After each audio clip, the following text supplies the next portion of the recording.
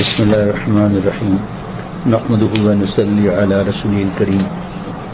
ابھی میں اس وقت احادیث مبارکہ کا مفہوم عرض کرتا چلوں گا۔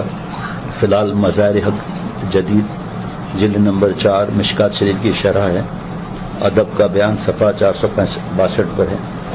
مفہوم عرض کرتا چلوں گا کہ آپ صلی اللہ علیہ وسلم نے فرمایا کہ انسان بعض اوقات اللہ کی رضامندی کا کوئی ایسا کلمہ کہہ دیتا ہے جس کا قطعاً اسے خیال بھی نہیں ہوتا، مگر اللہ تعالیٰ اس کی وجہ سے اس کے درجات بلند کر دیتے ہیں، اور بعض دفعہ ناراضگی کا کلمہ کہہ دیا، دھیان بھی نہیں رہتا، اس کی وجہ سے وہ دوزخ کو اتنا دور جا گرتا ہے جتنا مشرق مغرب کا فاصلہ ہے۔ اور ایک اور حدیث پاک ہے، اس کا بھی مفہوم ہے، فرمایا کہ جو صاحب حق ہونے کے باوجود لڑائی چھوڑ دے اس کا گھر جنت کے درمیان میں ہوگا، اور جس نے اپنے اخلاق کو درست کر لیا اس کے لیے جنت کے بالائی حصے میں گھر بنایا جائے گا۔ کتنی بڑی بات ہے کہ جو اپنا حق چھوڑ دے وہ جنت کے درمیان میں اللہ تعالیٰ سے گھر عطا فرمائیں گے۔ جنت کا کیسا گھر ہوتا ہے یہ سوچیں ذرا۔ اور ہے حدیث پاک کا مفہوم کہ فرمایا آپ صلی اللہ علیہ وسلم نے، کیا تمہیں معلوم ہے کہ لوگوں کو کون سی چیز جنت میں زیادہ لے جائے گی؟ نمبر 1 اللہ تعالیٰ کا خوف۔ اس مفہوم کیا ہے؟ خوف ہوگا تو گناہ نہیں کرے گا۔ نمبر 2 اچھے اخلاق۔ کیا تم جانتے ہو کون سی چیز لوگوں کو زیادہ دوزخ میں لے جائے گی؟ منہ اور شرمگاہ۔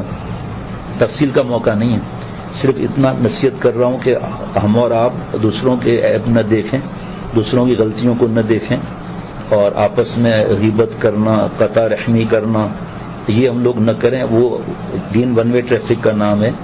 اگر ہم سے برا چلے تو ہم سے اس سے اچھا چلیں۔ اس کی تفصیل بہت زیادہ ہے، اگر کوئی کہے گا تو اور بیانات بھی اس کو مل جائیں گے انشاءاللہ تعالی۔ اور فرمایا کوئی شخص اچھا کلمہ کہہ دیتا ہے حالانکہ اسے اس کا انجام معلوم نہیں، اس کے بدلے اللہ تعالیٰ اس کے لیے اپنی رضا کو یوم لقاء تک کے لیے لکھ دیتا ہے۔ اور اگر کوئی آدمی برا کلمہ منہ سے نکالتا ہے زبان سے تو اس کو انجام معلوم نہیں، مگر اس کی وجہ سے اللہ تعالیٰ اس کے لیے ملاقات کے دن تک ناراضگی لکھ دیتا ہے۔ اللہ ہم سب کو بچائیں۔ یہ نہ سمجھیں کہ میں صرف آپ لوگوں کے لیے بیان کر رہا ہوں، یہ تو ہم بیان کرتے رہتے ہیں، اس کا نچوڑ میں عرض کر رہا ہوں۔ اگر بیانات میں آپ کو بھیجوں تو الحمدللہ درجنوں درجنوں بیانات ہو جائیں گے۔ کسی نے پوچھا نبی صلی اللہ علیہ وسلم سے نجات کیسے میسر ہو سکتی ہے، یعنی دوزخ سے بچنے کا کیا طریقہ ہے؟ آپ صلی اللہ علیہ وسلم نے فرمایا املک علیک لسانک ولیسعک بیتک وابکی علی خطیئتک۔ اپنی زبان کو قابو میں رکھو۔ یہاں مفہوم عرض کروں کہ زبان کے 20 گناہ ہیں۔ اور نمبر 2 اپنے گھر کو لازم پکڑو۔ نمبر 3 اپنے گناہوں پر رویا کرو۔ یہ جو گروپ بنے ہوئے ہیں آج کل، کتنے درجنوں نہیں سینکڑوں طلاقیں ہو گئیں، ہزاروں لوگ گھر بار برباد ہو گئے۔ اب وہ بات چھپتی تو ہے نہیں، حالانکہ کسی کے عیب کو چھپانا ہوتا ہے، لیکن دوسرے کے عیب کو ظاہر کر لیتے ہیں ہم لوگ میڈیا کے گروپ کے ذریعے، اور پھر ساری باتیں پھیل جاتی ہیں۔ اور اس نے توبہ کر لی، فرض کرو کہ توبہ کر لی تو اللہ کا پیارا بن گیا۔ ہم اللہ کے پیاروں کی غیبت سے تھکتے ہی نہیں ہیں۔ حدیث پاک کا مفہوم ہے کہ جو کسی کے عیب چھپائے گا، جب وہ قیامت کے دن چاہے گا کہ میرے عیب چھپائے جائیں، اللہ اس کے عیب چھپائیں گے۔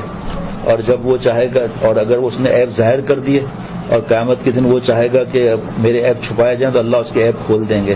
لیکن ستیہ ناش ہو ان گروپوں کا کہ چھوٹے سے لے کے بڑے تک غیبت میں، بہتان میں، معاف نہ کرنے میں لگے ہوئے ہیں۔ اب ایک گھر کا بڑا ہے یا بڑی خاتون ہے تو چھوٹے چھوٹے بچے اور بچیاں بھی اللہ معاف فرمائے مشورے دینے لگتے ہیں توڑنے کے، اس سے کتنی تباہی آتی ہے۔ اور خون کے رشتے کبھی الگ نہیں ہو سکتے، اور پھر یہ لڑائیاں ہوتے ہوتے اولاد کو آپس میں دور کر دیتی ہیں۔ آپ صلی اللہ علیہ وسلم نے فرمایا کہ مجھے کسی کی طرف سے کوئی دوسرا بات نہ پہنچائے، میں چاہتا ہوں کہ تمہارے پاس صاف سینہ لے کر آؤں۔ یعنی کہ غیبت یہاں یہ بات نہیں کر رہا، آگے مضمون آ جائے گا کہ غیبت کرنا اور سننا دونوں حرام ہے۔ اللہ تعالیٰ فرماتے ہیں مفہوم ہے کہ اس کو کیا تم اس کو پسند کرتے ہو کہ اپنے مردہ بھائی کا گوشت کھاؤ؟ ظاہری بات ہے نہیں، تو غیبت کرنا ایسا ہی ہے۔ غیبت پر تقریباً 17 صفحات کا میرے پاس مضمون ہے، جس کو چاہیے میں اس کو واٹس ایپ پر بھیج دوں گا انشاءاللہ تعالیٰ۔ بعض لوگ کہتے ہیں غیبت ہے ہی نہیں، سچ ہے ہم تو سامنے بول دیں گے، تو یہی تو غیبت ہے کہ سامنے بولنا۔ اور جب بات پھیلائی جاتی ہے تو شرعی ثبوت اللہ پوچھیں گے کیا ہے؟ شرعی ثبوت نہیں ہوگا تو بدگمانی کی وجہ سے پھانسی کا پھندا لگے گا قیامت کے دن۔ اور اگر دوسرے کے عیب چھپائیں، اچھا گمان رکھیں تو پھر کامیابی ہے. جب بھی کوئی بات سنے گا غیبت کرے گا 4 جملے غلط خیال بھی نہیں ہوگا بڑھا دے گا, آگے والا 4 اور بڑھا دے گا. ان پر یقین ہے اور اللہ کی قسم کھانا منع ہے, مجبوری میں اللہ کی قسم کھا سکتے ہیں, اور اگر کوئی اللہ کی قسم کھائے اور نہ مانے وہ گناہ الگ. دوسرا حدیث پاک کا مفہوم ہے کہ کوئی عذر پیش کرے اور معذرت کرے کہ مجھے معاف کر دیں, معذرت کرے, اور وہ قبول نہ کرے تو اما عائشہ صدیقہ رضی اللہ تعالی عنہ اور حضرت عبداللہ ابن عباس رضی اللہ تعالی عنہما فرماتے ہیں کہ اللہ تعالیٰ اسے حوض کوثر پر نہیں آنے دیں گے. فائدہ کیا ان باتوں سے؟ لڑائیاں, دل کو گندا کرنا, غیبتیں حرام کرنا, بس اس نے سنا دیا. اب فرض کریں ایک آدمی کہتا ہے 2 باتیں میں نے کی, نہیں ایک بات میں نے کی, اس کی معافی فلاں سے میں نے مانگ لی اور کئی بار معافی مانگی, اور میں روزانہ 2 نفل پڑھ کے اللہ سے معافی بھی مانگ رہا ہوں, لیکن میں قسم کھاتا ہوں میں نے دوسری بات نہیں کی. اب دوسری جیسے وراثت کا کسی نے بول دیا, ایک مثال ہے, اب وہ قسم کھا رہا ہے کہ میں نے نہیں کہا تو اس کی بات ماننی چاہیے.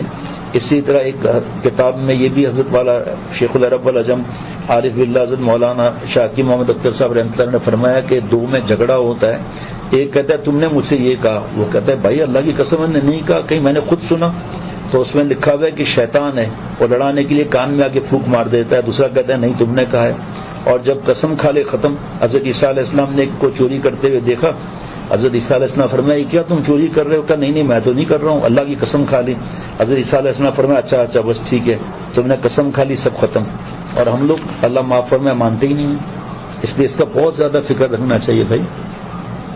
اسی طرح حدیث پاک ہے کہ حضرت ابن مسعود رضی اللہ تعالیٰ عنہ فرماتے ہیں کہ یہ حدیث نہیں ہے, صحابی کی بات ہے کہ شیطان انسانی صورت میں کسی قوم کے پاس آتا ہے اور انہیں کسی جھوٹی بات کی اطلاع دیتا ہے, پھر لوگ منتشر ہو جاتے ہیں. ان میں سے کوئی کہتا ہے کہ یہ بات میں نے ایسے شخص سے سنی ہے جس کی شکل پہچانتا ہوں مگر میں اس کا نام نہیں جانتا. اب اس کی تشریح میں کہ اسی طرح آپس میں لڑائیاں کرتا ہے. اچھا یہ بتائیں معاف کرنے میں کیا حرج ہے؟ اگر واقعی کسی نے کہا اور معاف کر دیا, جتنی اللہ سے ہمیں معاف کرانی ہے دوسروں کی معاف کریں. ایک روایت میں ہے کہ آپ صلی اللہ علیہ وسلم حضرت ابن عباس رضی اللہ تعالیٰ عنہ فرماتے ہیں کہ کہتے ہیں کہ 2 آدمیوں نے نماز ظہر یا عصر ادا کی, وہ دونوں حالت روزہ میں تھے. جب آپ صلی اللہ علیہ وسلم نے نماز مکمل فرمائی تو فرمایا اپنا وضو اور نماز لوٹاؤ اور روزہ جاری رکھو اور دوسرے دن ان کی قضا کرو. عرض کیا یا رسول اللہ صلی اللہ علیہ وسلم اس کی کیا وجہ؟ آپ صلی اللہ علیہ وسلم نے فرمایا تم نے فلاں کی غیبت کی. اب سوچو ذرا کہ غیبت کتنا بڑا گناہ ہے. اسی طرح ایک روایت اور بھی ہے کہ آپ صلی اللہ علیہ وسلم نے فرمایا الغیبت اشد من الزنا, غیبت جو ہے زنا سے بدتر ہے. صحابہ رضوان اللہ علیہ مجمعین نے عرض کیا یا رسول اللہ غیبت زنا سے کیوں بدتر ہے؟ آپ صلی اللہ علیہ وسلم نے فرمایا زنا کرنے والے کی توبہ اللہ تعالیٰ قبول کر لیتا ہے. ایک روایت میں ہے کہ وہ توبہ کرتا ہے تو اللہ تعالیٰ سے معاف فرما دیتے ہیں, اور غیبت کرنے والے کو اس وقت تک معاف نہیں کیا جاتا یہاں تک کہ جس کی غیبت کی ہو وہ معاف نہ کرے. حضرت انس رضی اللہ عنہ فرماتے ہیں کہ صاحب زنا تو توبہ کر لیتا ہے مگر غیبت کرنے والے کو توفیق توبہ نہیں ملتی. بہت بڑی بات ہے, مہربانی کر کے دھیان سے سنیں کہ فرض کریں کہ اس نے واقعی اس طرح کیا تو اس کے عیب کو چھپانا چاہیے نا, نہ کہ آج کل مولوی فرحان بتا رہے تھے کہ ذرا سی بات پر بیوی روٹ کر میکے چلی گئی اور اس کے بعد جناب وہ غیبت گروپ کے اندر غیبتیں, بہتان, الزامات, یہاں سے خاتون کا مسئلہ, وہاں سے شوہر کا مسئلہ, آخر میں طلاق ہو گئی. ہزاروں گھر اجڑ گئے. ہمیں تو ای میل اور خط کے ذریعے پتہ چلتا ہے. اس گروپوں نے تباہ کر دیا. جو بات منہ سے نکل جاتی ہے نا واپس نہیں آتی. اب وہ ریکارڈ ہمیشہ رہتا ہے اور اس کو سن کر پھر لڑائیاں کرتے ہیں. اگر آپس میں دوبارہ سلام دعا اور محبت ہو بھی گئی, گلے مل بھی گئے, لیکن وہ اگر ڈیلیٹ کر بھی لیا تو آگے نے ڈیلیٹ کہاں کیا؟ اس نے تو ڈیلیٹ نہیں کیا, وہ پھر آگ لگائے گا آگے. اس لیے اللہ سے رونا چاہیے. اور پھر چاہے خون کا رشتہ نہ بھی ہو لیکن اللہ معاف فرمائے, خون کے رشتے میں اس طرح کرنا کتنی خطرناک معاملہ ہے یہ.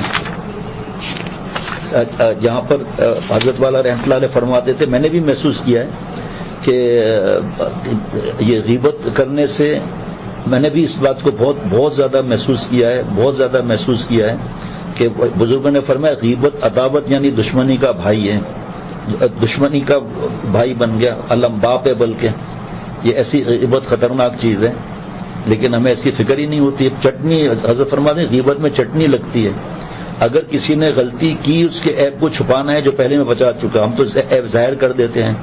اب غور سے سننا کہ یہ 3 دن سے زیادہ بات چیت نہ کرنا قطع رحمی کرنا یہ کتنا بڑا گناہ ہے کہ جھکنا نہیں ہے، اس کا گناہ الگ ہے، تواضع کا ثواب الگ ہے، تکبر کا گناہ الگ ہے۔ یہ تکبر کیا ہے؟ بطر الحق غمت الناس، حق بات قبول نہ کرنا اور کسی انسان کو حقیر سمجھنا، اور ہمیشہ آدمی حقیر اس کو سمجھتا ہے جس کو چھوٹا سمجھتا ہے، ظاہری بات ہے۔ اور یہ حدیث پاک ہے کہ تکبر رائی برابر مکھی کے سر کے برابر ہوگا، جنت نہیں جائے گا، مفہوم بتا رہا ہوں۔ دوسری حدیث پاک ہے جنت کی خوشبو بھی نہیں پائے گا۔ معاف کر کے اپنا دل فارغ کرنے کے بجائے آگ لگتی جا رہی ہے، لگتی جا رہی ہے، کوئی جھکنے کے لیے تیار نہیں۔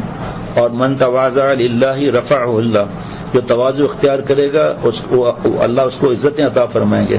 اپنی نظر میں وہ چھوٹا ہوگا کہ میں ایسا کر لیتا ویسا کر لیتا، اور لوگوں کی نظر میں اللہ اسے بڑا کر دیں گے۔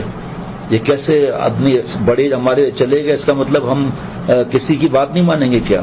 اب غور سے سننا، صلہ رحمی جو ہے پیارے شیخ، اس کے لیے بہت سخت وعیدیں ہیں کہ اپنے رشتہ کاٹ لیا، بات چیت گھر نہیں جانا۔ آج فرض کریں کہ کسی کا کوئی مسئلہ ہوا، والدہ کے گھر نہیں جا رہے، تو والدہ کا کیا قصور ہے بھائی؟ بھائیوں کا کیا قصور ہے؟ بہنوں کا کیا قصور ہے؟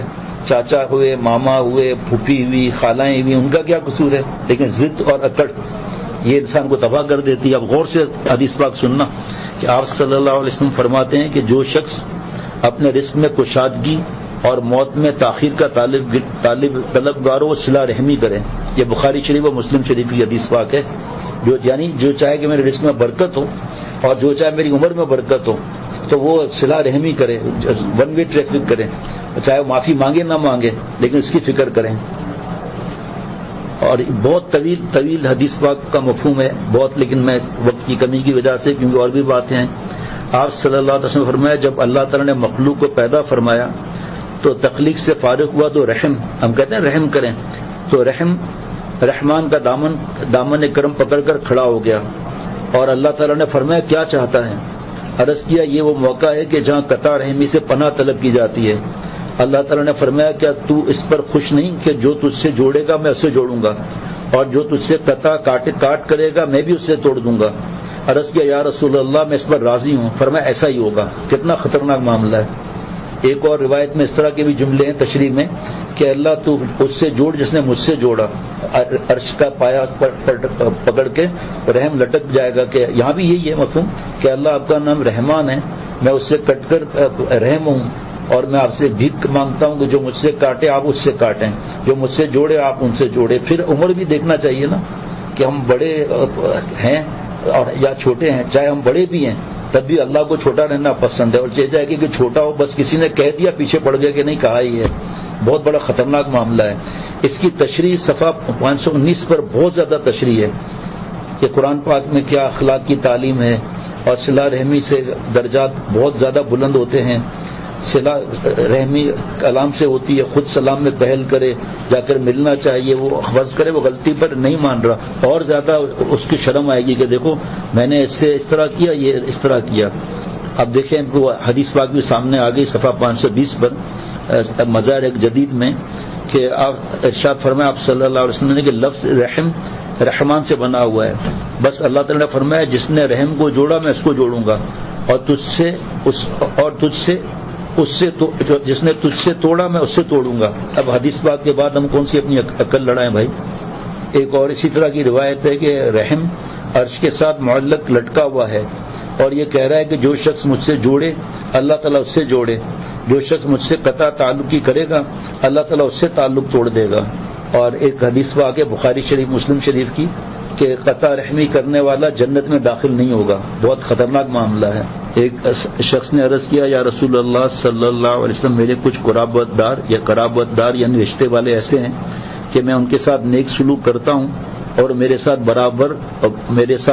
برابر برا برتاؤ کرتے ہیں، میں ان سے درگزر کا معاملہ کرتا ہوں اور وہ جہالت کا ارتکاب کرتے ہیں۔ تو آپ صلی اللہ علیہ وسلم نے فرمایا اگر بات اسی طرح ہے جیسے کہ تم نے کہی تو گویا تو ان کو خاک پھکاتا ہے، اور اللہ تعالیٰ کی مدد ہمیشہ تیرے شامل حال رہے گی جب تک اسی خصلت پر کام رہے گا. وہی آ گیا نا ون وے ٹریفک، کہ ہم سے برا کریں ہم ان سے اچھا کریں گے انشاءاللہ تعالیٰ. کتنے دن کی زندگی ہے، اور کب تک آدمی الگ رہے گا، کب تک جدا رہے گا. رشتے آپس میں ہوتے ہیں، تعلق آپس میں ہوتا ہے. آخر بڑوں کے دل میں بھی پھر برائیاں آنے لگتی ہیں کہ یہ کیا تعلق ہے کہ چھوٹے والے اتنے بڑے ہو گئے کہ جھکنے کے لیے تیار نہیں. اچھا جی، ایک اور حدیث پاک کا مفہوم ہے کہ جس قوم میں قطع رحمی کرنے والا موجود ہو اس پر اللہ تعالیٰ کی رحمت نازل نہیں ہوتی.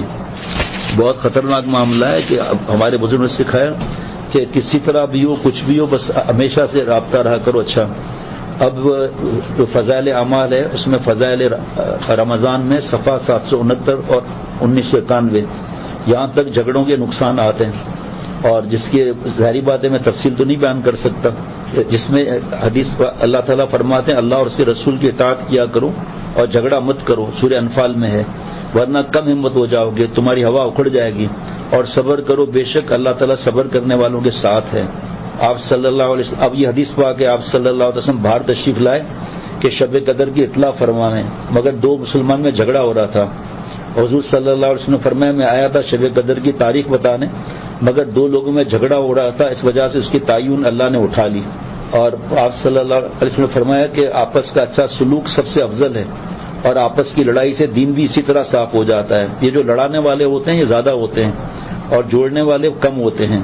اور ابھی جو میں نے قطع رحمی پر بات کی اس کے بارے میں حدیث پاک ہے کہ جو شخص اپنے مسلمان بھائی سے 3 دن سے زیادہ چھوٹ چھٹاؤ رکھے اگر اس حالت میں مر گیا تو سیدھا جہنم میں جاوے گا، یہ سمجھ لیں. پھر دوسری بات یہ کہ تکلیف تو کسی اور نے پہنچائی، اور ہم لوگ اپنے والدہ کے گھر نہ جائیں، والد کے گھر نہ جائیں، اپنے بھائیوں سے نہ ملیں، ان کے گھر والوں سے نہ ملیں. وہاں پر اگر ہمارے چاچا رہتے ہیں، ماما رہتے ہیں، خالہ رہتی ہے، پھوپھی رہتی ہے، مطلب ایک کی شرعی دلیل بھی نہیں ہے کوئی بھی، کیونکہ اللہ شرعی دلیل مانگیں گے وہ تو کچھ ہے ہی نہیں. تو یہ سوچنا ہمیں کہ کیسا معاملہ ہم لوگ کر رہے ہیں کہ ایک وجہ سے ہر چیز کو چھوڑ دیا. ایک حدیث میں ارشاد ہے کہ ہر پیر اور جمعرات کے دن اللہ کے حضور میں بندوں کے اعمال پیش کیے جاتے ہیں. اللہ تعالیٰ کی رحمت سے نیک اعمال کی بدولت مشرکوں کے علاوہ اوروں کی مغفرت ہوتی رہتی ہے، مگر جن دو میں جھگڑا ہوتا ہے ان کی مغفرت کے متعلق ارشاد ہوتا ہے ان کو چھوڑے رکھو جب تک صلح نہ کریں آپس میں. اسی طرح شب برات میں آپ کو پتا ہے کہ جتنے بنی قریب کی بکریوں پر بال ہوں گے اتنوں سے زیادہ کی مغفرت ہوگی. اسی طرح شب قدر میں پتہ نہیں کتنی مغفرت ہوگی، لیکن دونوں احادیث مبارکہ میں لکھا ہوا ہے کہ فلاں فلاں کی مغفرت نہیں ہوگی، جس میں ایک وہ ہے جو کینہ رکھتا ہے دل میں. کینہ اس کو کہتے ہیں کہ جو دل میں کسی کے لیے انتقام کی آگ رکھے اور اس کو ذلیل کرنے کی فکر کرے اور اس پر عمل بھی کرتا رہے. یہ سوچیں. حضرت شیخ الحدیث وہاں زکریا صاحب رحمۃ اللہ علیہ فرماتے ہیں آج تم نے اپنے مقابل کو اگر ہرا بھی دیا اور اپنی گردن اوپر بھی کر لی، وہ عزت کتنے دن تمہارے ساتھ رہ سکتی ہے، جبکہ اللہ کا پیارا رسول تمہارے پر لعنت کر رہا ہے. اللہ کا مقرب فرشتہ تمہاری ہلاکت کے لیے بد دعا دے رہا ہے، اور لعنت کا مطلب ہے بعد عن الرحمہ، اللہ کی رحمت سے دوری. ایک جگہ شیخ الحدیث فرما رہے ہیں کہ ایک جگہ ارشاد ہے کہ 3 شخص ایسے ہیں جن کی نماز قبولیت کے لیے ان کے سر سے ایک بالش بھی اوپر نہیں جاتی، جن میں آپس کے لڑنے والے فرما رہے. اور ایسے گھر مجھے پتا ہے جس میں آپ کا بھی گھر ہے کہ ہم نے آپ کے گھر کو سب آپ کے رشتہ داروں کو میں اتنا جانتا ہوں جتنی میری عمر ہے، ہم نے کبھی آج تک نہیں سنا کہ آپ کے خاندان میں اس طرح ہوا ہو. آپ لوگوں کی عمریں ابھی کیا ہیں؟ اب میں اگر آؤں تو کتنے گھروں میں آؤں گا، اس لیے یہ پیغام بھیج رہا ہوں تاکہ ہم توبہ کر کے اللہ کے پیارے بن جائیں اور اللہ کو ناراض نہ کریں. ایک اور حدیث پاک میں ارشاد ہے کہ مفلس میری امت میں وہ شخص ہیں قیامت کے دن نیک اعمال کے ساتھ آوے اور نماز روزہ صدقہ سبھی کچھ لاوے، لیکن کسی کو گالی دے رکھی ہے، کسی پر تہمت لگا دی، کسی کو مار پیٹ کی تھی، بس یہ سب دعوے دار آئیں گے، اس میں غیبت بھی آ گئی، انتقام سب چیز آ گئی، اور اس کے نیک اعمال میں سے ان حرکتوں کا بدلہ وصول کریں گے. اور جب اس کے پاس نیک اعمال ختم ہو جائیں گے تو اپنی برائیاں ان حرکتوں کے بدلے میں اس پر ڈالتے رہیں گے. پھر اس انبار کے بدولت وہ جہنم رسید ہو جائے گا، اور اپنے کثرت اعمال کے باوجود جو حسرت و یاس کا عالم ہوگا وہ محتاج بیان نہیں، بس جھک جانا چاہیے. اور حضرت نے شعر لکھا ہے فضائل رمضان میں، وہ مایوس تمنا کیوں نہ سوئے آسماں دیکھے، وہ مایوس سے تمنا کیوں نہ سوئے آسمان دیکھے، کہ جو منزل ب منزل اپنی محنت رائے گاں دیکھے. یعنی کہ نمازیں پڑھ رہا ہے، تلاوت کر رہا ہے، ذکر کر رہا ہے، اور مجلس اس کی نیکیاں ضائع ہو رہی ہیں. آخر میں حضرت شیخ الحدیث رحمۃ اللہ نے نصیحت فرمائی ہے کہ اللہ کے واسطے سوچو اور بس کرو. صبح کا بھٹکا شام کو گھر آ جائے تو کچھ نہیں گیا. آج وقت ہے، تلافی ممکن ہے، اور کل جب ایسے حاکم کی پیشی میں جانا ہے جہاں نہ عزت نہ مال نہ وجاہت نہ متا کارآمد، وہاں صرف تمہارے اعمال کی پوچھ ہے اور ہر حرکت لکھی لکھائی سامنے ہے. اللہ تعالیٰ اپنے حقوق میں درگزر فرماتے ہیں مگر بندوں کے آپس کے حقوق میں بغیر بدلہ نہیں چھوڑتے.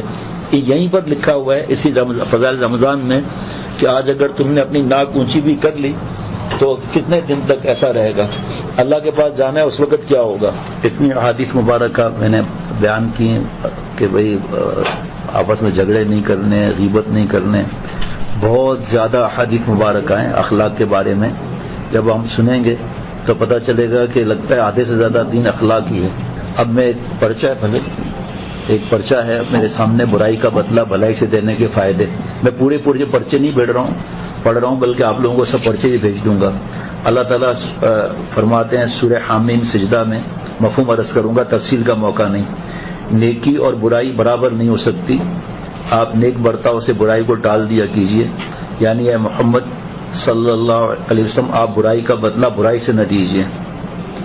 یکایک آپ اور کافروں کے برے برتاؤ کو معاف کر کے ان کے ساتھ نیکی کیجیے. ذرا غور کریں، کافروں کے برتاؤ کے لیے یہ ہو رہا ہے اور رشتہ دار ہو کے خون کے آپس میں، اور برائی کا بدلہ برائی میں دے رہے ہیں. آگے سنیں قرآن پاک کا مفہوم. یکایک آپ دیکھیں گے کہ آپ میں اور جس شخص میں عداوت اور دشمنی تھی وہ ایسا ہو جائے گا جیسے کوئی دلی دوست ہوتا ہے. کیونکہ برائی کا بدلہ برائی سے دینے میں تو عداوت اور دشمنی بڑھتی ہے، اور نیکی کرنے سے عداوت دشمنی میں کمی آتی ہے، یہاں تک کہ اکثر بالکل ختم ہو جاتی ہے اور دشمن دوست جیسا ہو جاتا ہے اگرچہ دل سے دوست نہ ہو. حضرت تھانوی رحمۃ اللہ نے اس کی تشریح میں لکھا ہے کہ اصلی دوست دل سے نہ ہوا تو ظاہری طور پر اذیت پہنچانا چھوڑ دے گا. برائی کا بدلہ بھلائی سے دینا یہ سب کا حصہ نہیں. بہت ہی بڑے اونچے قسم کے لوگ ہیں اور بڑے ہی نصیب والے ہیں جن کو اللہ تعالیٰ یہ نعمت عطا فرماتے ہیں.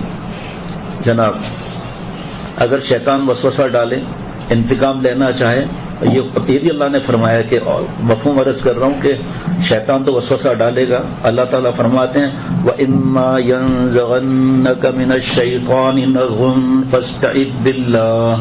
اور شیطان وسوسے ڈالے گا مفہوم، لیکن اس وقت کیا یعنی بدلے لینے کا اور جھکنے نہیں کا، یہ وسوسے ڈالے گا تو ایسے وقت میں میری پناہ لیا کرو. یعنی کون سی پناہ لینا چاہیے؟ اعوذ باللہ من الشیطان الرجیم.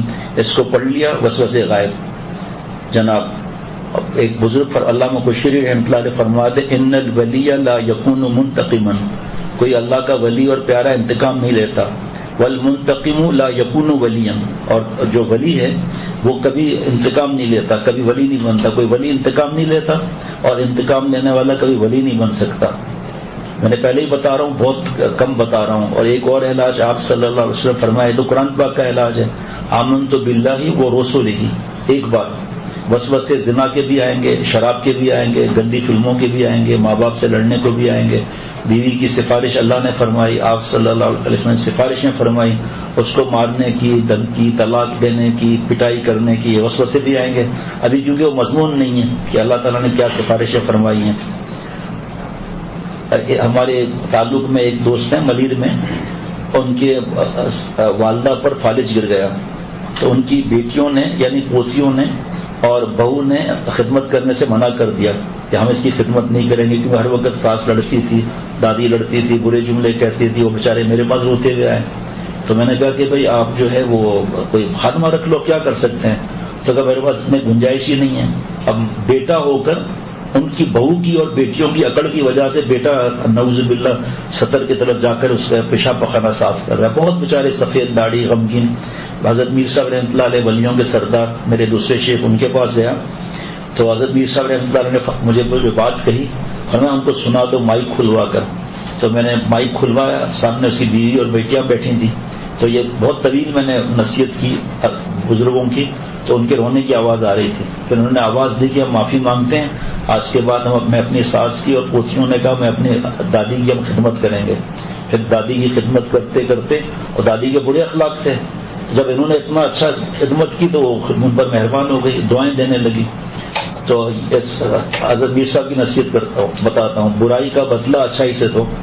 آپ دل پر بوجھ رکھ کر خدمت کریں، بدلہ مت لو. اب غور سے سننا، جنت میں درجات بلند ہوں گے.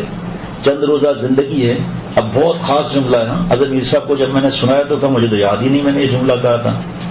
اللہ والے ہوتے ہیں، آسمان کی اللہ پلاتے ہیں. غور سے سننا، یہ صرف کسی کے لیے نہیں، ہم سب کے لیے. اس دنیا فانی کے فانی عیش کو چھوڑ کر آخرت کی غیر فانی خوشیاں ملیں گی.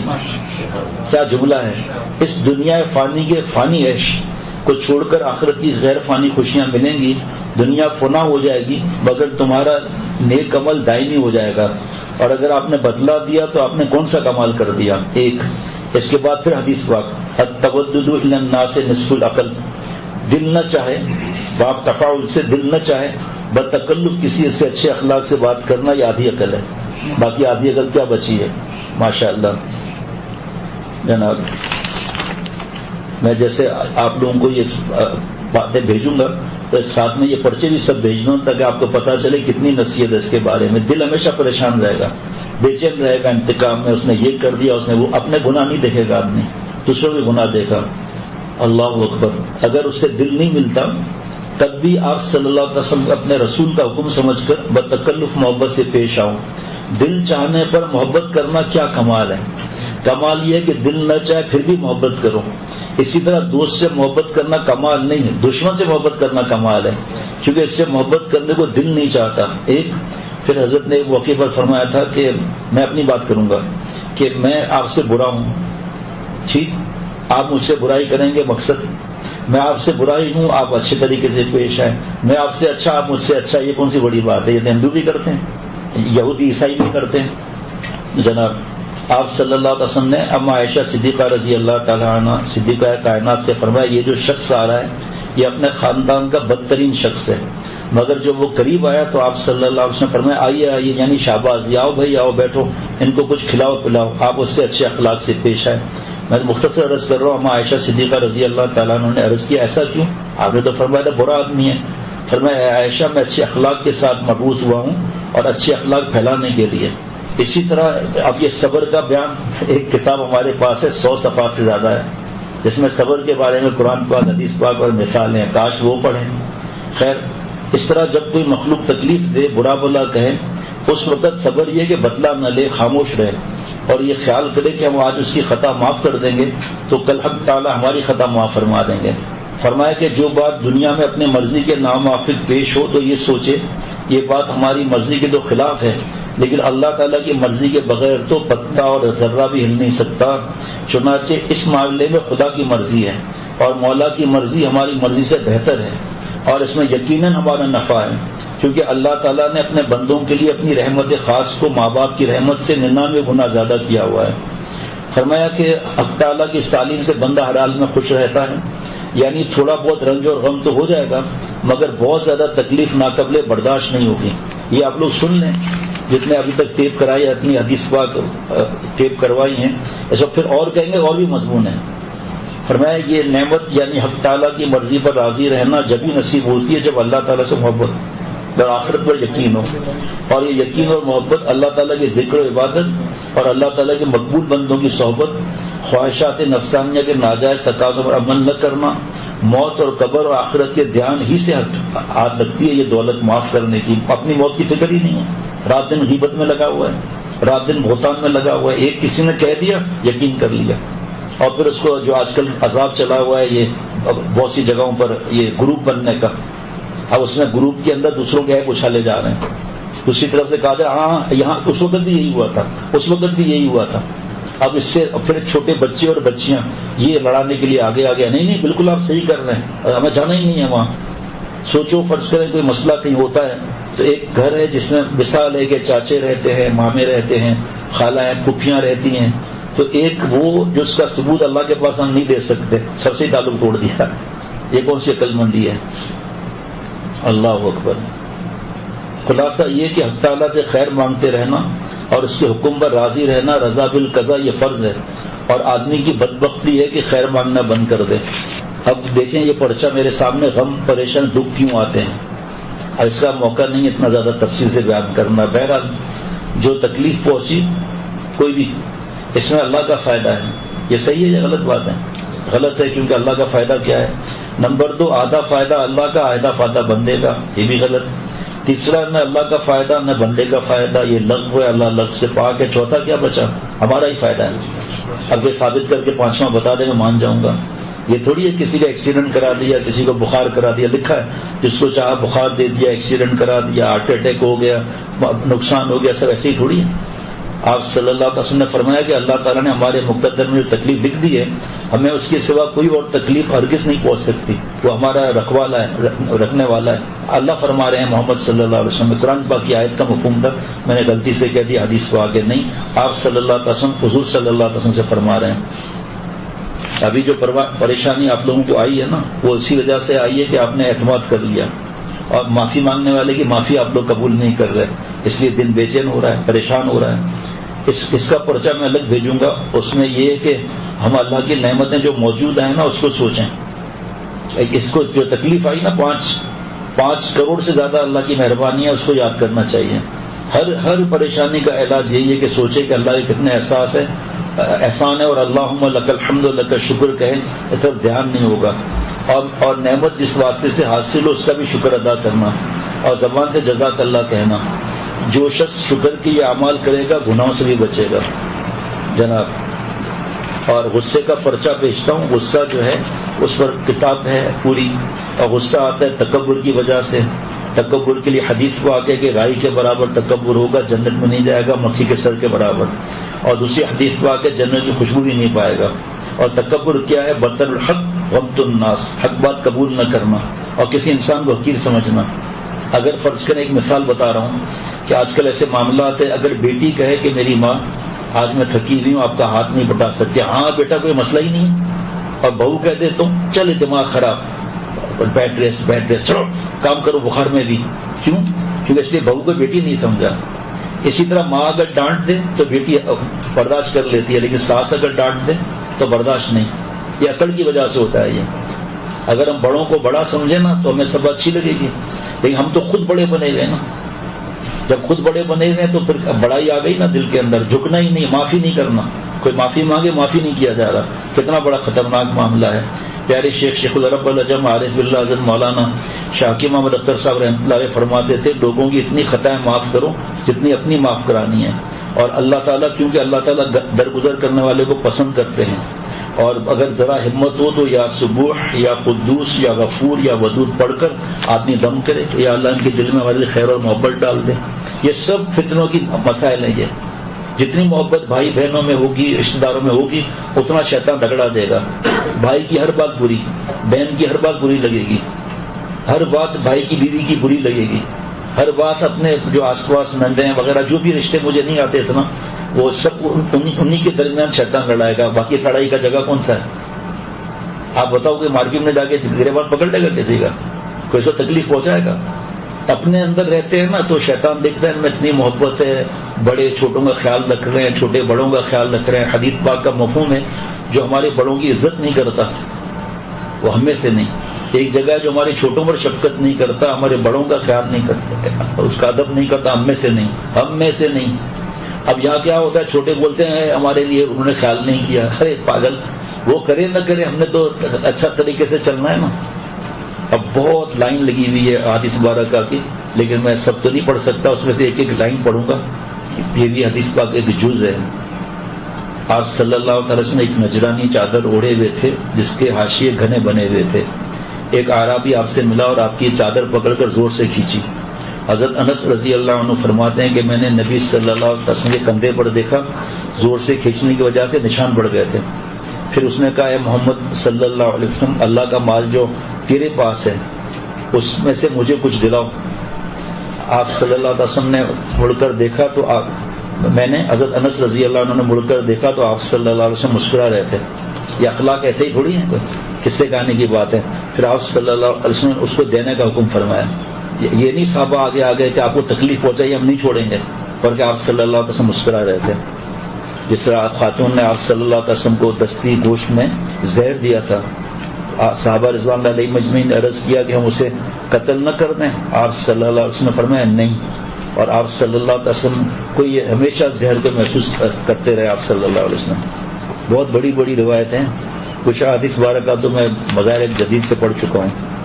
آپ صلی اللہ علیہ وسلم نے فرمایا جو میں بتا چکا تھا رزق کی برکت کی احادیث بارکہ، تو آپ صلی اللہ علیہ وسلم فرمایا بدلہ دینے والا صلہ رحمی کرنے والا نہیں، بلکہ صلہ رحمی کرنے والا تو وہ شخص ہے جب اس سے ناطہ توڑا جائے تو اس کو ملائے. بہت سی پھر بتا رہا ہوں، بہت سی احادیث مبارکہ ہیں جو میں بیان بھی کر چکا ہوں، اور بہت سی احادیث کا ترجمہ ایک ہی ہے. اور جو برائی کا بدلہ بھلائی سے دے، تو اس کے بارے میں حدیث پاک کا مفہوم ہے کہ آپ صلی اللہ علیہ وسلم حضرت ابو ہریرہ رضی اللہ عنہ سے فرمایا تجھ سے حساب آسان لیا جائے گا اور اللہ تعالیٰ اپنی رحمت سے تجھے جنت میں داخل فرمائیں گے. آپ صلی اللہ علیہ وسلم نے فرمایا سب سے زیادہ کامل ایمان والے وہ لوگ ہیں جن کے اخلاق سب سے اچھے ہیں اور وہ اپنے گھر والوں سے نرمی سے پیش آتے ہیں. اکمل المؤمنین ایمانا احسنهم خلقا. آپ صلی اللہ علیہ وسلم فرمایا کہ جب اللہ کسی گھرانے کے لیے خیر کا ارادہ فرماتے ہیں تو ان کے درمیان آپس میں نرمی اور مہربانی پیدا فرما دیتے ہیں. گھر کے افراد کا آپس میں اگر معاملہ اچھا ہو، ایک دوسرے کے ساتھ رویہ خیر خواہی والا ہو، باہمی محبت و الفت کی فضا ہو، چھوٹے بڑوں کی عزت کرنے والے اور بڑے چھوٹوں پر شفقت کرنے والے ہوں، ماں باپ کو عزت اور عظمت کی نگاہ سے دیکھا جاتا ہو، تو یہ اللہ تعالیٰ کی خاص عنایت ہوتی ہے. ایسے گھروں میں رہنے والے اپنی زندگی سے صحیح لطف اندوز ہوتے ہیں، اور اگر خدا نخواستہ ایسا نہ ہو تو پھر گھر سکون کی بجائے بے چینی اور اضطراب کا مرکز بن جاتا ہے. یہ حدیث پاک کی تشریح ہو رہی ہے، جو حدیث پاک تو بیان کر دی اکمل المؤمنین ایمانا احسنهم خلقا، اسی تشریح بیان کر رہا ہوں. یہ اگر خدا نخواستہ ایسا نہ ہو تو پھر گھر سکون کے بجائے بے چینی اور اضطراب کا مرکز بن جاتا ہے. گھر کو پرسکون بنانے کے لیے اس حدیث میں اپنے گھر والوں میں نرمی والا ماحول پیدا کرنے کی ترغیب دی گئی ہے. اب اس میں کیا ہے، ہم لوگ اپنا فائدہ دیکھتے ہیں. اگر ہم چھوٹے ہیں کہ اس میں چھوٹوں میں بھی تو لکھا ہے، تو اس طرح شیطان دور کر دیتا ہے عمل سے. آپ صلی اللہ علیہ وسلم کی حدیث پاک ہے، فرمایا کہ پکا مسلمان وہ ہے جس کی زبان اور ہاتھ سے مسلمان ایذا نہ پائیں، اور پورا مہاجر وہ ہے جو ان چیزوں کو چھوڑ دے جن کی اللہ نے ممانعت فرمائی. یہ جو ابھی حدیث پاک بیان کر رہا ہوں انشاءاللہ اللہ کی توفیق سے اس کے لیے حضرت کی 2 کتابیں ہیں بدگمانی کے بارے میں. آپ صلی اللہ علیہ وسلم فرمایا تم بدگمانی سے بچو، کیونکہ بدگمانی سب سے زیادہ جھوٹی بات ہے، اور نہ ہی تم ایک دوسرے کے ظاہری اور باطنی عیب تلاش کرو. دیکھیے آپ، جو ابھی میں نے اس سے پہلے حدیث پاک بیان کی تھی، عیب تلاش کر رہے ہیں بجائے اپنے دل کو اللہ کے حوالے کرنے کے، نعوذ باللہ عیب تلاش کر رہے ہیں. پھر محبت کہاں سے؟ اور حرص نہ کرو اور حسد نہ کرو اور بغض نہ رکھو، اور نہ ہی ایک دوسرے سے روح گردانی کرو، اللہ کے بندے اور بھائی بھائی ہو جاؤ. یہ بہت ہی بڑی، ہر بات ہی آپ صلی اللہ علیہ وسلم کی ایسی معاملہ ہے ماشاء اللہ. اب بدگمانی پر اگر میں ابھی ویسے ہی میرے خیال میں آدھے گھنٹے سے پونا گھنٹہ تو ہو ہی گیا شاید. اب بدگمانی بھی بیان کروں گا تو وہ الگ ہے. میں انشاءاللہ بدگمانی کا بیان بھیج دیتا ہوں اور کتاب میں بھیج دیتا ہوں. بہت بڑا خطرناک معاملہ ہے. شرعی ثبوت نہیں ہوگا، مجھے اس نے کہا شرعی ثبوت کہاں ہے؟ شرعی ثبوت دے دیں تو ہم کیا اللہ تعالیٰ اس کو ساری باتیں مانیں گے؟ شرعی ثبوت نہیں تو لیکن اللہ مانیں گے اس بات کو جس پر بہت زیادہ فکر کی جا رہی ہو کہ آپ سنت پہ چلنا ہو. ایک حدیث پاک کا ہے، آپ صلی اللہ علیہ وسلم نے فرمایا، حضرت انس بن مالک رضی اللہ عنہ فرماتے ہیں کہ بوڑھا شخص رسول اللہ صلی اللہ علیہ وسلم سے ملاقات کی غرض سے حاضر ہوا. لوگوں نے اسے راستہ دینے میں تاخیر کی تو آپ صلی اللہ علیہ وسلم نے فرمایا جو شخص کسی چھوٹے پر شفقت اور بڑے کا احترام نہ کرے اس کا ہم سے کوئی تعلق نہیں. اگر کوئی بوڑھا یا بوڑھی معافیاں مانگ رہے ہیں، ایک مثال بتا رہا ہوں، نہ بھی مانگیں تب بھی ہمارا فرض ہے معاف کرنا. ہم بھی تو بوڑھے ہوں گے، آج جو ہم بوئیں گے وہی تو کل کاٹیں گے، ہم کوئی نئی چیز تو نہیں ہوگی. آپ صلی اللہ علیہ وسلم نے فرمایا جو نوجوان کسی بوڑھے کی عمر رسیدہ ہونے کی وجہ سے اس کی عزت کرتا ہے، اللہ تعالیٰ اس جوان کے لیے کسی کو مقرر فرما دیتے ہیں تو اس کے بڑھاپے کے دور میں اس کی عزت کرتا ہے. سبحان اللہ. کیا ہے اس بیان کو تو ہر جگہ بھیجنا ہے انشاءاللہ تعالیٰ. اس میں کیونکہ یہ بیان سب کے لیے ہے اس لیے بھی بتاتا چلوں. حضرت نے پیارے شیخ اللہ علیہ نے فرمایا جو جس کی اولاد نہیں ہے، حضرت نے فرمایا جس کی اولاد نہیں اس کا دل دکھا ہوا ہوتا ہے، اس کی دعائیں لو. اور فرمایا کہ جس کی ایک اولاد نہ ہو، دوسرا بیوہ کے لیے فرمایا کہ اس کا دل خالی ہوتا ہے، پھر اس بیوہ کی اولاد بھی نہ ہو تو اس کے دل کی کیا حال ہوگا اس کا؟ تو فرمایا ان کی دعائیں لیا کرو کیونکہ وہ تکلیف میں ہوتے ہیں. اور ایک جملہ تیسرا اور بھی فرمایا تھا، ایک تو یہ فرمایا تھا کہ جس کی اولاد نہ ہو، اور ہاں یتیم کا بہت سے تو بیان چھپنے والا ہے، اس کو تو پورا بیان پتہ نہیں 40 صفحات سے بڑھ گیا ہے، وہ میں کہاں سے اس وقت بیان کر سکتا ہوں. یہ تھوڑی ہے کہ ہم کہیں کہ ہمارا ایسے واسطہ ہی نہیں ہے، کوئی یتیم ہمارے رشتہ داروں میں نہیں ہے، ایسا تھوڑی ہوتا ہے، دھیان سے سنی جاتی ہے باتیں. یہ تو کچھ بھی نہیں ہے. جس کتاب سے پڑھ رہا ہوں اس کا نام ہے محاسن اخلاق، اور بہت بڑے بزرگ ہیں مفتی محمد انصر رؤوف صاحب فاضل جامعہ دارالعلوم کے، اور مفتی تقی عثمانی صاحب دامت برکاتہم نے، اور حضرت مفتی محمد طیب صاحب جامعہ اسلامیہ امدادیہ فیصلہ آباد، انہوں نے بہت تعریف کی ہے. اور مفتی نعیم صاحب فرما رہے تھے، میں نے اس کو گھر میں بھی پڑھا ہے اس کو ماشاءاللہ.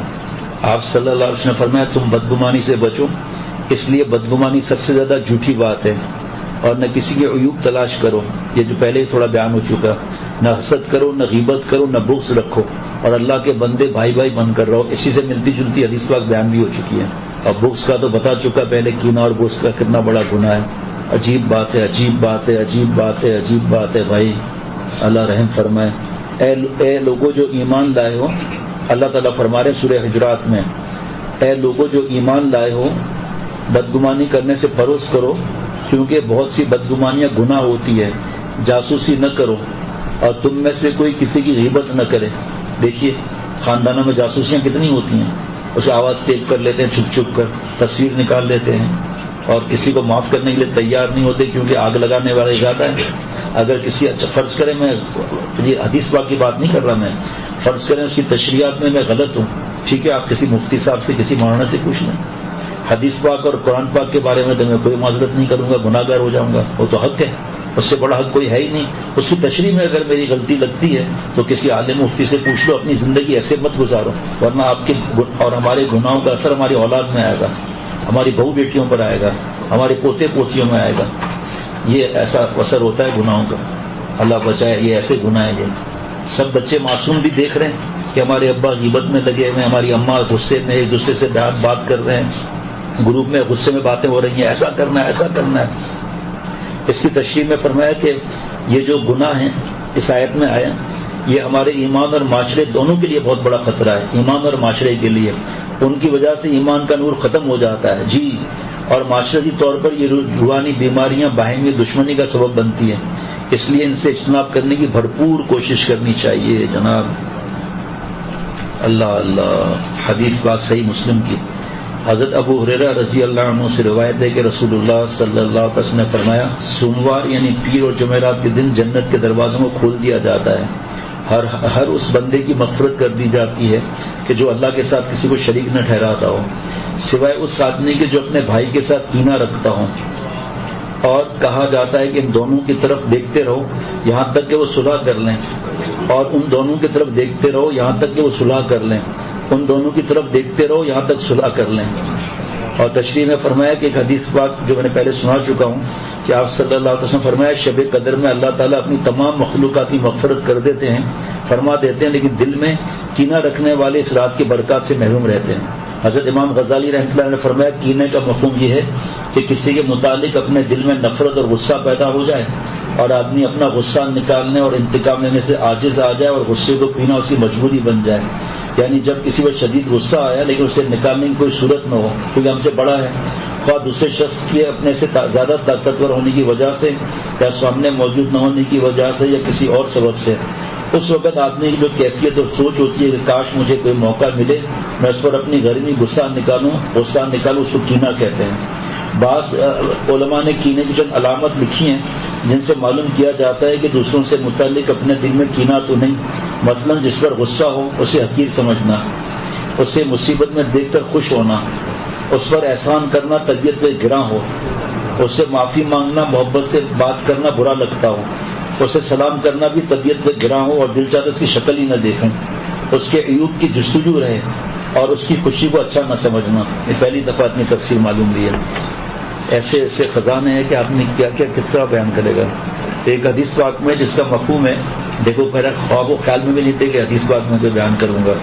آپ صلی اللہ علیہ وسلم نے فرمایا میری نظر میں سب سے زیادہ برا، میری نظر میں سب سے زیادہ پیارا، اور قیامت کے دن میرے سب سے زیادہ نزدیک وہ ہوگا جس کے اچھا اخلاق ہوں گے، اور میری نظر میں سب سے برا اور قیامت کے دن سب سے دور ہوگا وہ جس کے اخلاق برے ہیں۔ چلو فیصلہ کر لیں۔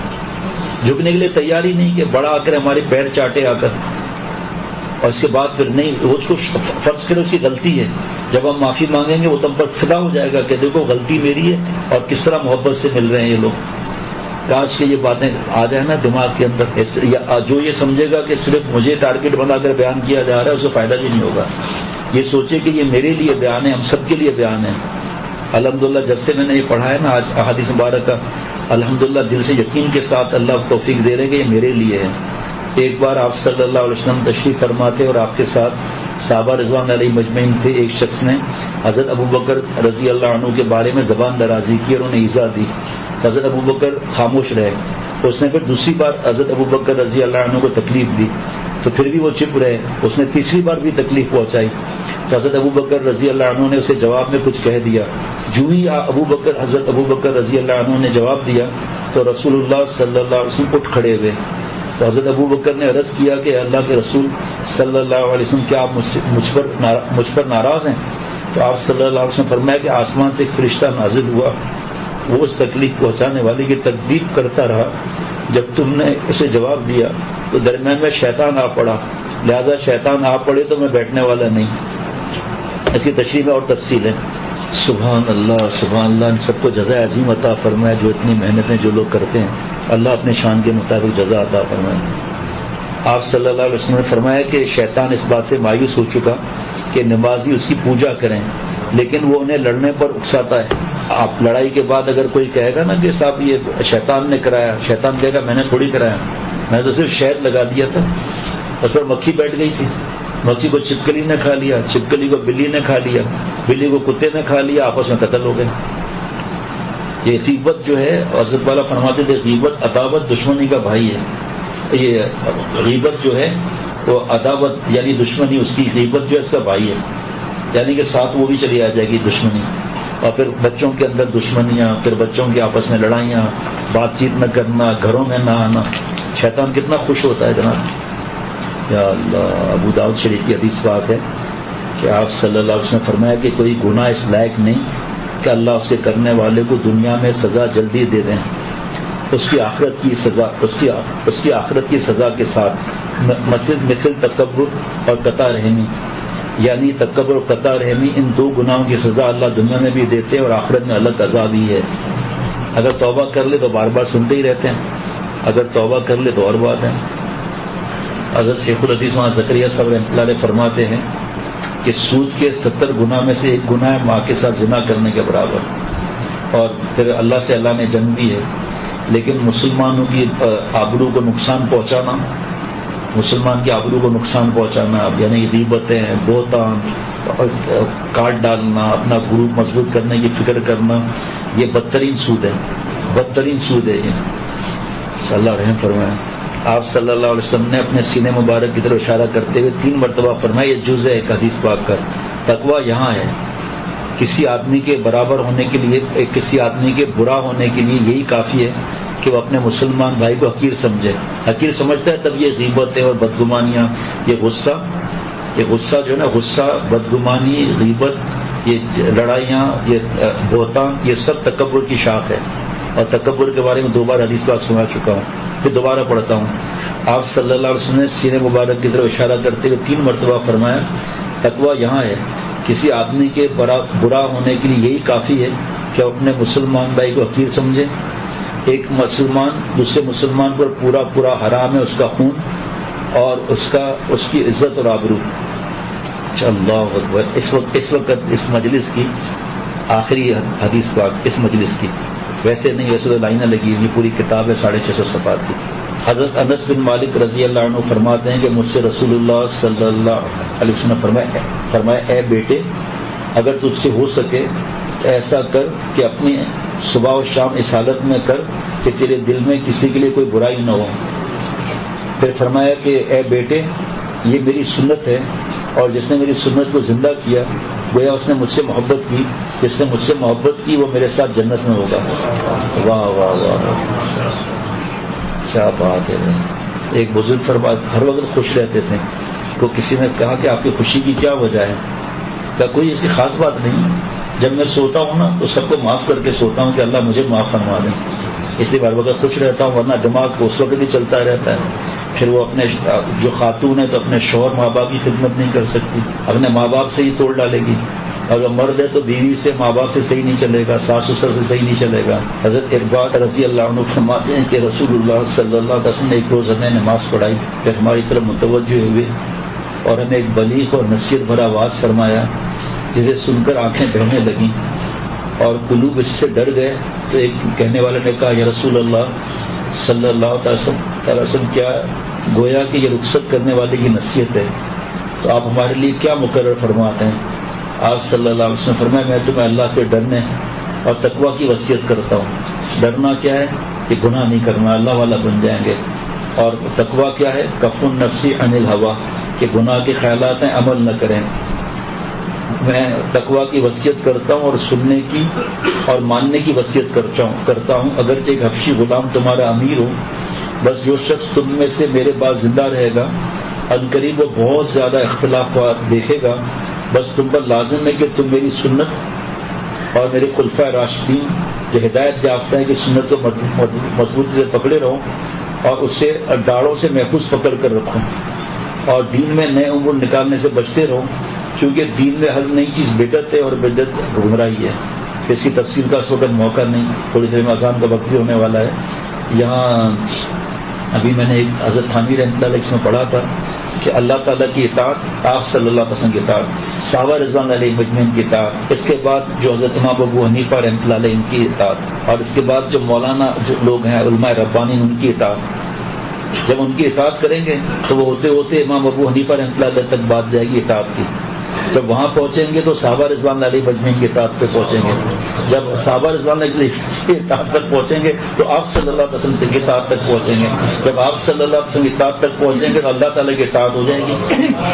اللہ نے پیدا کس لیے کیا ہے؟ تھوڑی سی زندگی لیے لڑائی جھگڑا بات چیت بند، گھر میں آنا جانا بند، رشتہ داریاں ختم، یہ کون سا طریقہ ہے؟ یہ کوئی طریقہ ہی نہیں۔ ایک خاندان میں کسی نے شکایت کی، خاندان میں برسوں پرانی بات ہے کہ فرض کرے کہ بھائی ایسے، نندیں ایسی، اور یہ فلاں ان کے بھتیجے ایسے وغیرہ، تو میں نے ان کو پیغام بھجوایا کہ آپ اپنے والد والدہ سے ملنے آتے ہو یا آپ بھابھیوں سے اور بھائیوں سے اور بھتیجوں ان سے ملنے آتے ہو؟ والد صاحب سے ملنے آتے ہیں، تو آپ نے جو آنا بند کیا ہے تو پھر آپ کس کا نقصان کر رہے ہیں؟ اپنا، اور اپنے والدین کا دل دکھا رہے ہیں۔ دو، پھر ان کو میں نے ایک اور نصیحت کی، حضرت کی سب مشالہ نصیحتیں، میں نے عرض کیا کہ جس دن ابھی تو آپ بھابھیوں اور بھتیجے اور بھتیجیوں کی شکایت کر رہے ہیں نا، اور جو آپ وہاں پر ہیں وہ تو چھوڑو، آپ کو نصیحت کرتا ہوں آپ کے سب بھائی بھی آپ کے خلاف ہو جائیں تو ماں باپ کا ڈر نہیں چھوڑنا۔ ہاں، جس دن آپ کے ماں باپ آپ سے ایسا کریں نا، پھر آپ علماء سے پوچھ لینا آپ کیا کرنا ہے، وہ آپ کے دین پر چلنے پر یا بار بار بدتمیزی، بھوکے ہو، یہ ہو، فلاں ہو، یہ ہو، یہ ہو، یہ کوئی طریقہ تھوڑی۔ یہ کیوں شیطان نے ماں باپ سے دور کرا دیا نا؟ بوڑھے ماں باپ ہیں، تڑپ رہے ہیں، بیمار ہیں، اور ہم اپنی اکڑ میں بیٹھے ہوئے ہیں۔ کرنے والا کون اور تکلیف دے رہے ہیں کس کو؟ اور خدا نخواستہ ان کے دل میں کوئی دکھ ہو گیا، کوئی ایسی بات منہ سے نکل گئی، ماں باپ بوڑھے ہیں، تو وہ تو مسئلہ ہو جائے گا پھر تو۔ یہ بات ہمارے لوگ سمجھ رہے ہیں سب؟ بھائی سب کے لیے بیان ہے، ایک کے لیے نہیں۔ کیسی نصیحت ہے یہ؟ انہوں نے پھر آنا شروع کر دیا۔ بھائی ہم جس کے پاس جا رہے ہیں نا، جس کے پاس ہم جا رہے ہیں، وہ اگر ہم سے ایسا کر رہا ہے تو پھر عزت نفس کا فیصلہ مفتی صاحب کریں گے، ہم تھوڑی کریں گے۔ قطع رحمی کر، باپ باپ سے قطع رحمی کر لی، بوڑھوں سے بیچاروں سے۔ اور اگر فرض کرو والد صاحب ہیں اور والدہ کا انتقال ہو چکا، وہ کتنا تڑپتے ہوں گے بوڑھے۔ اسی طرح اگر والدہ بیوہ ہو گئی، اس بوڑھی کا کیا خیال کیا ہم لوگوں نے؟ پھر اللہ سے بھیک مانگنی چاہیے، معافی مانگنی چاہیے اللہ تعالیٰ سے کہ ہم لوگ کر کیا رہے ہیں۔ شاید میں نہیں سمجھا سک رہا ہوں آپ لوگوں کو، مجھے نہیں اندازہ میں آپ لوگوں کو سمجھا سک رہا ہوں یا نہیں۔ ماشاء اللہ سمجھ رہے ہیں نا؟ یہ انہوں نے شکایت کی، یہ بھی اس طرح، یہ بھی اس طرح، یہ بھی اس طرح۔ تو ٹھیک ہے آپ صحیح ہیں، ہم کہاں سے ٹول لگائیں گے بھائی، ہم کہاں سے آپ کو نصیحت کریں گے؟ آپ تو کامیاب وہ ہوتا ہے جیسے فرض کریں ہمارے پاس کوئی جھگڑا ہے تو ہم دونوں کو آمنے سامنے نہیں کرائیں گے، اب وہ بھی بول رہا ہے یہ بھی بول رہا ہے، ہمیں پتہ کیا چلے سچا کون ہے بھائی جھوٹا کون ہے۔ فرض کریں فیصلہ ہم نے کسی کے حق میں کر دیا، دوسرا دین سیکھنے ہی نہیں آئے گا کہ میں اکبر ہوں مجھے اس طرح کر دیا، ہم ان کو قرآن پاک حدیث پاک کی سنائیں گے، بات بیانات دیں گے، کتابیں دیں گے، جو قسمت والا ہوگا وہ جھک جائے گا، اپنا حق ہوتے ہوئے چھوڑ کے جنت کے وس میں محل لے لے گا۔ تو اسی طرح میں نے ان سے ان کی باتیں سنتا اس خاندان کی، تو میں بوڑھا ہو جاتا سنتے سنتے، ایک ہی جواب دے دیا کہ آپ ملنے کس سے جا رہے ہیں؟ فرض کرے سب بھائی، سب آپ کے بھابیاں اور اس گھر میں بہنیں ہیں، سب آپ کے مخالف ہو گئے، ٹھیک ہے جی، ہے نا، وہ آپ تو والد صاحب کے پاس آ رہے ہو نا، آپ ان کی فکر ہی نہیں کرو، آپ ان طرف دھیان ہی مت دو۔ اب جو عمل کرتا ہے سکون سے رہتا ہے، جو عمل نہیں کرتا، اب فرض کریں دین کی بات پہنچی تو یہ بہت سے لوگ مشورہ کرتے ہیں دوسروں سے جن کو دین کی سمجھ نہیں، وہ پورا اور آگ بھڑکا دے رہے چھوڑو، یہ ایک طرف کی بات کرتے ہیں، قرآن پاک حدیث پاک کی بات کر رہے ہیں کہتے ایک طرف، اب اس میں ہیرے تلاش کریں ہم لوگ سبھی ہیرے، اب جو ہمارے کو دوزخ سے بچانے والی چیزیں ہیں پہلے ان کو ہم لے لیں، پھر ساری حدیث بارکہ پہ اللہ عمل کی توفیق عطا فرمائے۔ ہمیں کیا معلوم کسی اگلے لمحے ہم قرآن پاک حدیث پاک پہ عمل نہ کریں تو اس چیز کو گلے سے لگانا ہے ہم نے۔ آج ہم نے جا کر جس سے لڑائی کی ہے، بدتمیزی کی ہے، اور جس سے ہم نے اونچی آواز سے بات کی ہے، قطع تعلق کیا ہے، فونے کریں گے، جانے کی فکر کریں گے، گلے لگیں گے، کوئی ضرورت نہیں ہے کہ بھئی آپ نے اس طرح کر دیا، اس طرح کر دیا، اس طرح کر دیا۔ یہ ہر وقت کے جھگڑے ہیں، ہم گئے بھابھیوں نے اس طرح کر دیا، ہم گئے اچھا انہوں نے کر بھی دیا تو آپ کیا کریں گے؟ گھر توڑ دیں گے اپنا؟ کیا بھائیوں سے تعلق توڑ دیں گے؟ ہدایت کس کے ہاتھ میں؟ بھائی نے یہ نہیں کیا، بھائی نے وہ نہیں کیا، اگر وہ ایسا کرتے تو یہ ہو جاتا ہے، ایسا کرتے تو وہ ہو جاتا۔ اللہ تعالیٰ مجھے سب کو عمل والا بنائے۔ ربنا تقبل منا انک انت السمیع العلیم۔ السلام علیکم ورحمۃ اللہ وبرکاتہ۔